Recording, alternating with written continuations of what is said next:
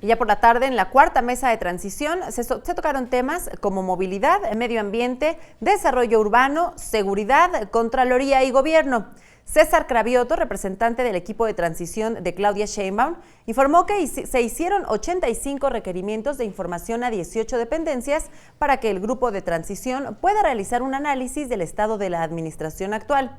Resaltó que este ejercicio permitió un acercamiento entre los futuros titulares de las secretarías con los actuales responsables. Así lo dijo.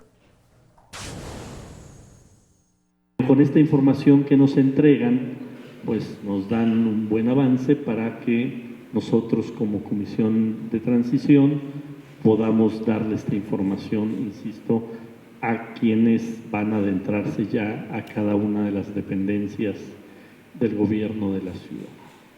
El martes que viene, a las 12 del día, vamos a volvernos a reunir con el secretario de Gobierno, con su equipo de trabajo, para que se pueda detallar ya un calendario un poco más preciso con todas y cada una de las dependencias del gobierno de la ciudad.